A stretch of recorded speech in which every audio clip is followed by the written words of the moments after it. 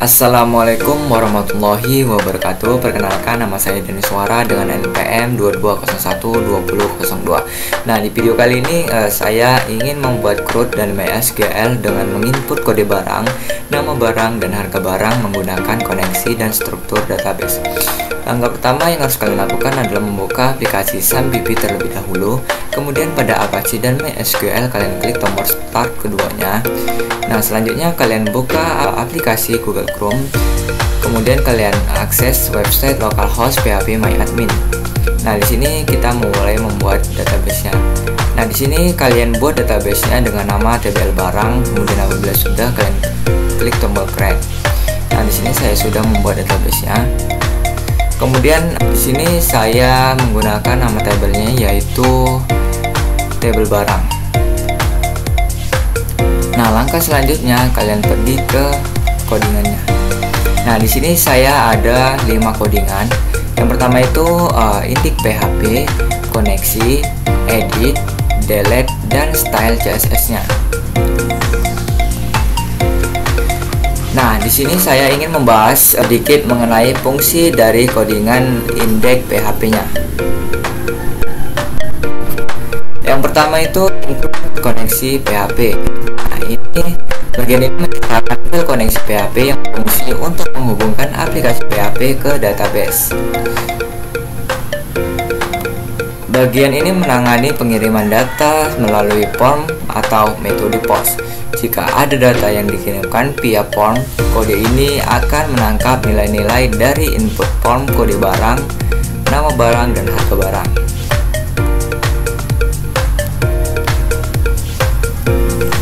Nah, di codingan selanjutnya, form ini memungkinkan pengguna untuk memasukkan data barang baru.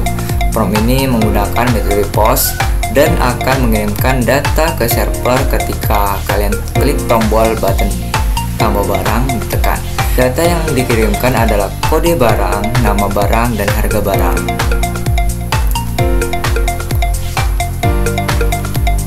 Nah, selanjutnya bagian ini menampilkan data barang yang telah diambil dari database dalam bentuk tabel HTML. Setiap baris tabel menampilkan informasi tentang kode barang, nama barang, dan harga barang. Pada setiap baris juga ada 2 tautan link. Yang pertama itu edit, menyediakan tautan untuk mengedit data barang berdasarkan ID. Edit ini ya teman-teman, nanti kita akan jelaskan sedikit. Kemudian hapus, menyediakan tautan untuk menghapus data barang berdasarkan ID dengan konfirmasi sebelum penghapusan. Ya teman-teman, ini merupakan tombol delete atau hapus. Nah, selanjutnya di sini saya ingin menjelaskan codingan pada koneksi.php. Di sini saya mendefinisikan 4 variabel. Yang pertama itu host, user, password, dan dbname. Ini digunakan untuk menyimpan informasi yang diperlukan untuk membuat koneksi ke dalam database MySQL. Nah, di codingan selanjutnya ini digunakan sebagai objek baru dari kelas MySQL dibuat.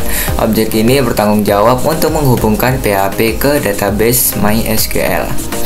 Kelas MySQL adalah ekstension di PHP untuk melakukan operasi database MySQL dengan cara yang lebih aman dan efisien.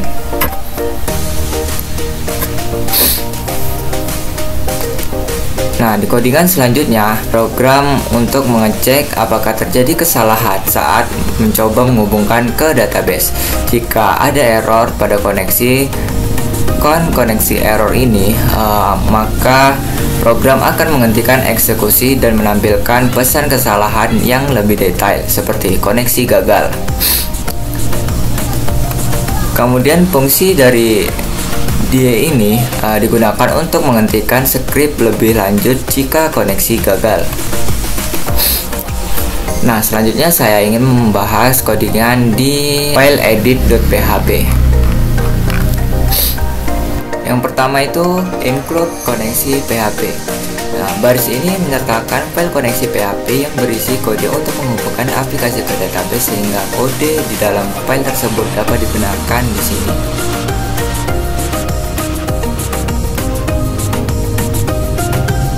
Nah, selanjutnya di codingan ini merupakan codingan mengambil ID dan menampilkan data barangnya.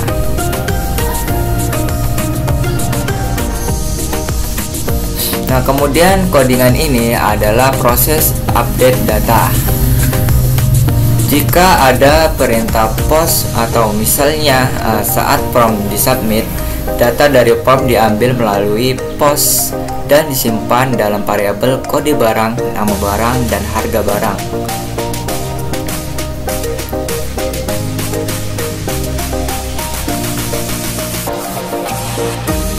Nah, lanjut kita ke codingan selanjutnya.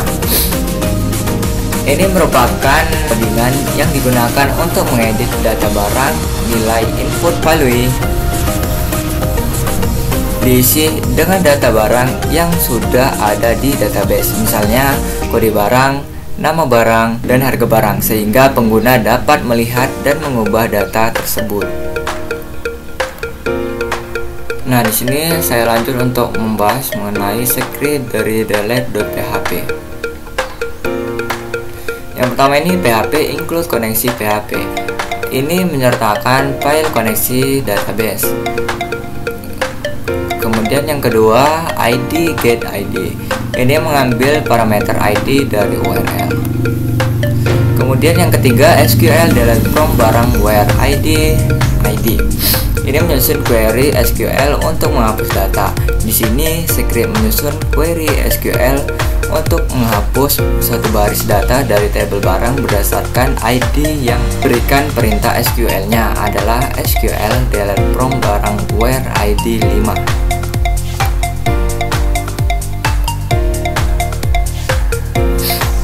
Nah, di codingan yang keempat ini merupakan redirect ke halaman lain setelah berhasil menghapus data.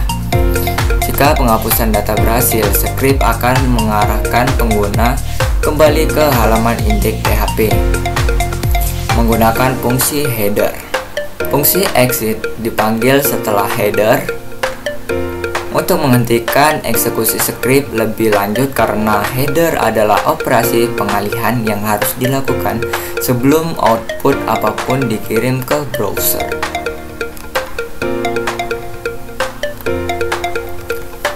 Nah, selanjutnya codingan ini adalah codingan untuk menangani error jika query gagal. Jika query gagal atau misalnya jika ada kesalahan dalam sintaks atau ID yang tidak ditemukan, maka pesan error akan ditampilkan. Mencetak error yang terjadi dengan menggunakan con error yang berisi pesan kesalahan dari koneksi database. Kemudian yang terakhir ini adalah menutup koneksi database. Nah, di sini saya ingin menjalankan websitenya dari program yang sudah saya buat. Sebelumnya saya simpan terlebih dahulu filenya.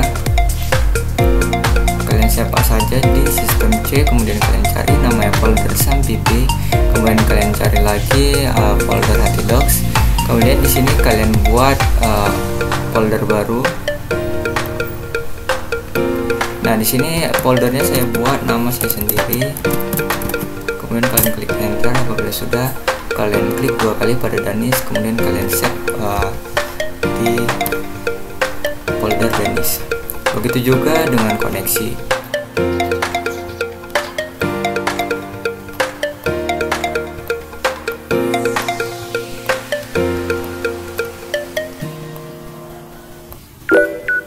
Nah, begitu kira-kira.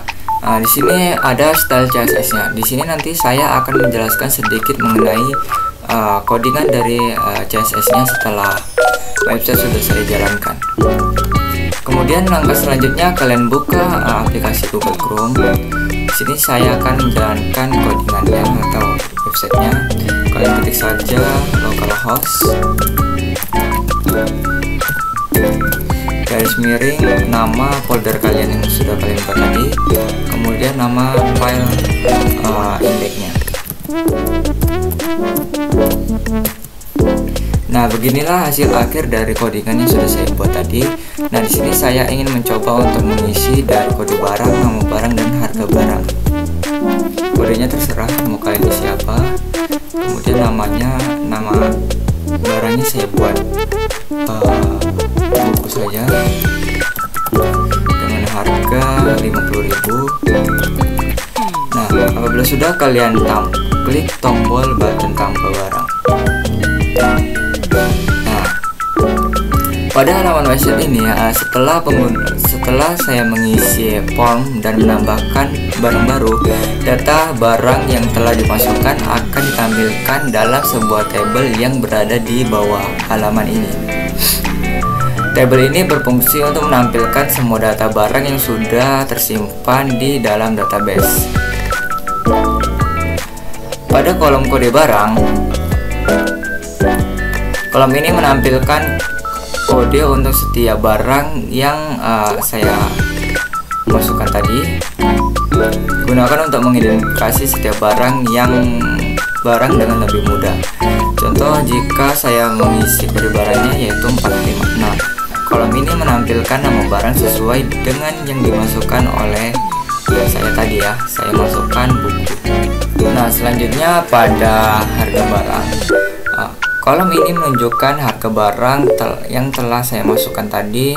Harga ini adalah nilai yang akan dibayar oleh pembeli untuk membeli barang tersebut. Nah, selanjutnya di sini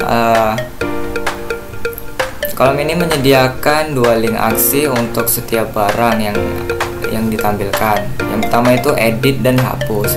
Edit ini penggunaan dapat kita klik saja untuk memperbarui atau mengubah data barang yang sudah saya input tadi. Nah, di sini saya akan ubah nama barangnya. Saya ubah menjadi bantal. Nah, selanjutnya dengan harga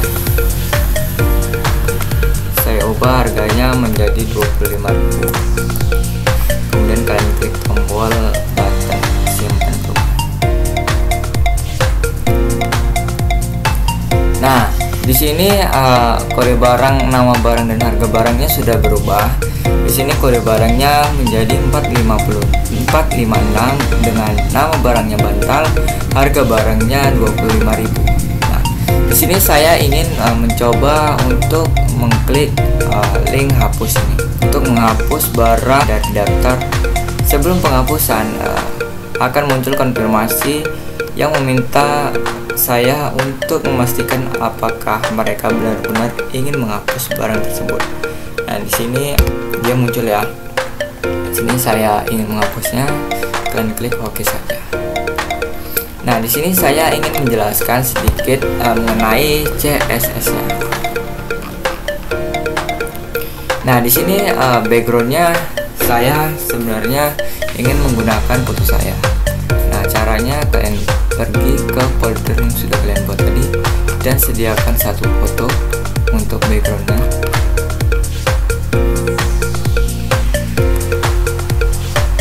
Kalian copy saja,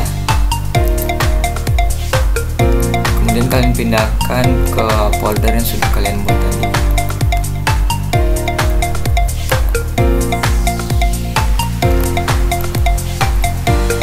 Kemudian kalian pastekan saja. Nah, selanjutnya kalian ubah nama file foto kalian dengan nama Danis atau terserah kalian mau kalian beri nama apa. Yang penting kalian sediakan satu foto.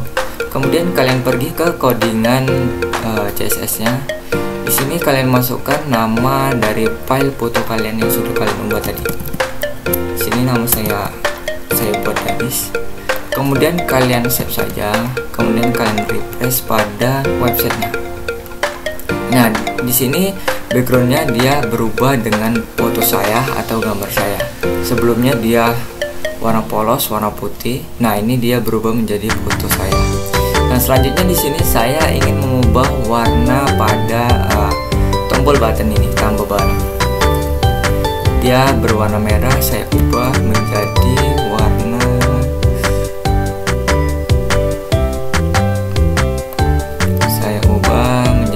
warna yang sedikit menarik.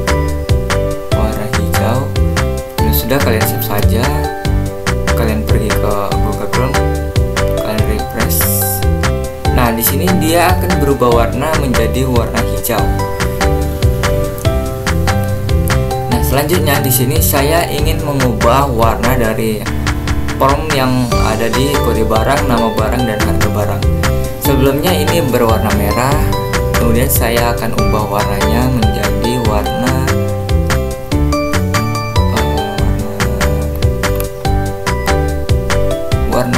ungu.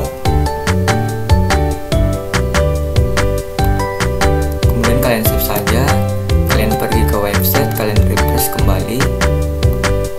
Nah, di sini dia akan berubah warna menjadi ungu. Nah, selanjutnya di sini saya ingin mengubah warna font dari data barang dan daftar barang. Kalian pergi ke CSS-nya. Kemudian kalian cari yang namanya text link, kemudian warna ini. Yang ini saya ubah menjadi warna putih, kemudian kalian save. Kemudian kalian pergi ke websitenya, kalian refresh kembali, dia akan berubah menjadi warna putih. Sebelumnya dia berwarna hitam. Nah, kemudian di sini saya ingin mencoba untuk menginput kode barang, nama barang, dan harga barangnya. Di sini kode barangnya saya buat 5678 dan nama barangnya saya buat laptop. Dengan harga barangnya saya buat 10 juta. Kemudian kalian klik tombol button tambah barang. Nah, data berhasil ditambahkan. Nah, ini merupakan hasil akhir dari setelah saya inputkan, dia muncul output. Nah, sekianlah video yang dapat saya jelaskan. Mudah-mudahan ini bermanfaat untuk kalian yang sudah menonton.